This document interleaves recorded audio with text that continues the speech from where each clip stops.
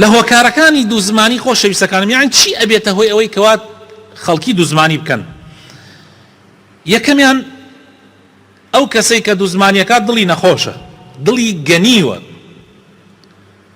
پێغەمبەری خوا صلی الله علیه وسلم ئەفەرمێ لە لاشەی ئینسانە پارچە گۆشتێک هەیە، ئەگەر ئەو پارچە گۆشتە گەنی هەموو لاشەی ئینسان ئیترە گەنێ، ئەویش بریتیە لە دڵ گەنی زمانی شەگەنێ، دەستی شەگەنێ، تر دەستەکا بە ئەنواع و ئەشکاڵ کاری خراپ، کۆمەڵگا تێکەدا، خێزانەکان تێکەدا.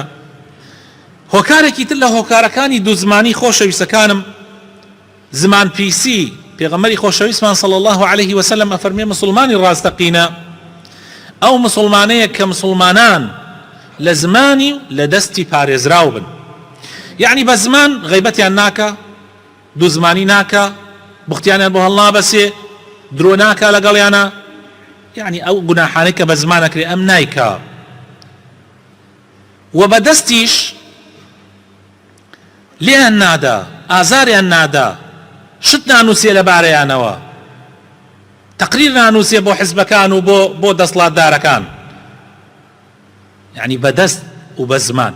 ئەگەر تۆ حەزەکەی مسلمانێکی ڕاستەقینەبی، خۆ ئەتوانی ئێستا لەم شوێنە بڕیار بدەی،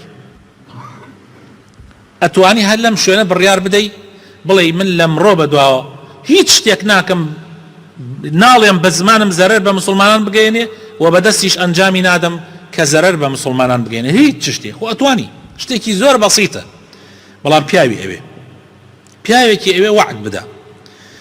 لە هۆکارەکانی دوو زمانی خۆشەویستەکانم ئیمان لاوازی، هەست نەکردن بە مراقەبەی خوا.